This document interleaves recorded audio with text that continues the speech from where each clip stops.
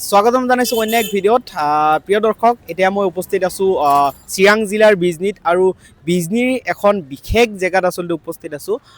বিজনীৰ আচলতে বিজনী বান্ধৱ হায়াৰ ছেকেণ্ডেৰী স্কুল যোনখন আছে তাত মই উপস্থিত আছোঁ। কাৰণ এইখন জেগা মই বিশেষ বুলি সেইটো কাৰণে আপোনালোকক কৈছোঁ এইটো মাধ্যমেৰে, এই ভিডিঅ'টোৰ মাধ্যমেৰে। কাৰণ এই বিশেষ জেগাতে আচলতে এই বিশেষ যোনটো স্কুল আছিলে বিজনী বান্ধৱ হায়াৰ ছেকেণ্ডেৰী স্কুল, এই স্কুলখনতে কিন্তু আমাৰ সকলোৰে হিয়াৰ আমঠু জুবিন দা, য়েছ জুবিন গাৰ্গে ইয়াতেই স্কুলত পঢ়িছিলে।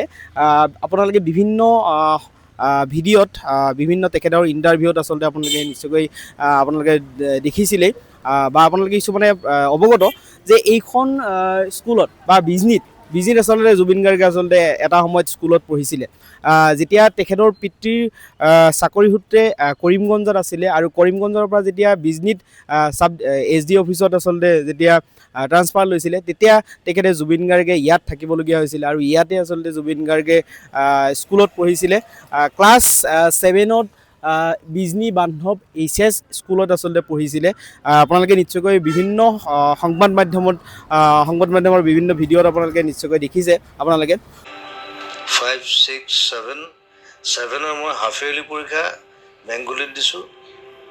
দেউতা ট্ৰান্সফাৰ হৈ গ'ল, গুচি আহিলোঁ আমি বিজনী। এনুৱেল পৰীক্ষা দিছোঁ মই অসমীয়া মিডিয়ামত। চ' ইট ৱাজ টাফ। তো এইখন জেগাত যি জুবিন গাৰ্গ মায়াবিনীৰ সৃষ্টি, যি জুবিন গাৰ্গ দীনবন্ধুৰ পৰা আৰম্ভ কৰি ৰৈ ৰৈ বিনালেলৈকে সমাপ্ত আচলতে আমাৰ অসমীয়া চিনেমা জগতৰ, সেই জুবিন গাৰ্গে এইখন বিদ্যালয়তে পঢ়িছিলে আৰু তেখেতৰ সংগীত চৰ্চাও তেখেতে এই বিজনীৰ পৰাও আচলতে চলাই গৈছিলে। সেয়া আপোনালোকে নিশ্চয়কৈ জানে। বিভিন্ন ভিডিঅ'ত আপোনালোকে গমেই পাইছে যে তেখেতে কৈছিলে যে বিজনীৰ পৰা তেখেতে তামোলপুৰলৈ গৈছিলে, তামোলপুৰত বেছি দিন আচলতে কটাইছে। যিহেতু এই বিজনীত তেখেতে ক্লাছ 7ৰ পৰা ষ্টাৰ্ট কৰিছে। তেখেতে কৰিমগঞ্জত যেতিয়া পঢ়িছিলে তেতিয়া বেংগলী মিডিয়ামত তেখেতে স্কুল পঢ়িছিলে। হাফ ইয়াৰলি পৰীক্ষা তেখেতে বেংগলী মিডিয়ামলৈকে দিছিলে। যেতিয়া ফাইনেল এক্সামটো ক্লাছ 7ৰ ফাইনেল এক্সামটো বিজনী বান্ধৱ হায়াৰ ছেকেণ্ডেৰী স্কুলত আহি তেখেতে অসমীয়া মাধ্যমত দিছিলে বুলি বিভিন্ন আচলতে ভিডিঅ'ত তেখেতে কৈছে, অলৰেডি আপোনালোকে জানিছে। তো আজি এই ভিডিঅ'টোৰ মাধ্যমেৰে আপোনালোকক দেখুৱাবলৈ চেষ্টা কৰিম এই বিশেষ স্কুলখন, যিখন স্কুলত আচলতে জুবিন গাৰ্গে আচলতে পঢ়িছিলে। 1918 চনত ইষ্টেব্লিছমেণ্ট হোৱা বিজনী বান্ধৱ উচ্চতৰ মাধ্যমিক বিদ্যালয়, ইয়াতেই আমাৰ হিয়াৰ আমঠু জুবিন গাৰ্গে আচলতে পঢ়িছিলে।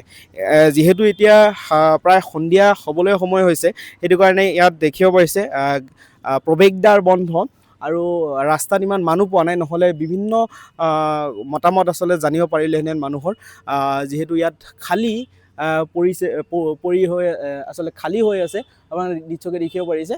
তো সাধাৰণতে ক'বলৈ গ'লে এইখন স্কুলতেই আমাৰ হিয়াৰ আমঠু জুবিন গাৰ্গেই পঢ়িছিলে ক্লাছ 7ৰ পৰা ক্লাছ প্ৰায় 8-9লৈকে। তাৰপিছত তামোলপুৰত যিহেতু তেখেতৰ পিতৃৰ চাকৰি সূত্ৰে তেখেতে তামোলপুৰত যাবলগীয়া হৈছিলে আৰু তামোলপুৰতে তেখেতৰ আকৌ ক্লাছ 9-10ৰ যি তেখেতৰ ষ্টাডি তাতে কণ্টিনিউ কৰিবলগীয়া হৈছিলে। তাৰপিছত আপোনালোকে নিশ্চয়কৈ বিভিন্ন ভিডিঅ'ত সংবাদ মাধ্যমত আপোনালোকে নিশ্চয়কৈ দেখিছেই তেখেতে যোৰহাটত যাবলগীয়া হৈছিলে, যোৰহাটত হায়াৰ ছেকেণ্ডেৰী পঢ়িছে। তাৰপিছত বি বৰুৱাত তেখেতে কলেজত নামভৰ্তি কৰিছিলে যদিও সমাপ্ত কৰা নাছিলে। তো সেয়াই বিজনী চিৰাং জিলাৰ, অসমৰ চিৰাং জিলাৰ বিজনীত আচলতে তেখেতে আছিলে এটা সময়ত।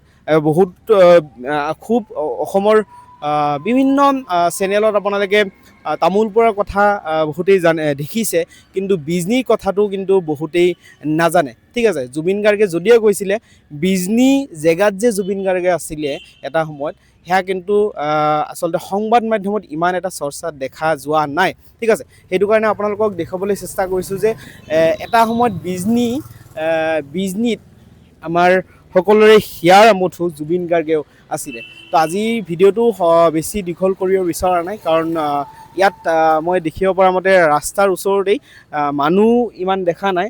কাৰণ মানুহ ইয়াত যদি আমি দেখিব পাৰিলোহেঁতেন নিশ্চয়কৈ আমি তেখেতসকলৰ ভাষ্য শুনিব পাৰিলোহেঁতেন অ'কে তো শেষত এটা কথা ক'ব বিচাৰিছোঁ জয় জুবিন দা জয় জুবিন গাৰ্গ অ'কে ভিডিঅ'টো চোৱাৰ বাবে আপোনালোকক বহুত বহুত ধন্যবাদ জনাইছোঁ thank you so' much bye bye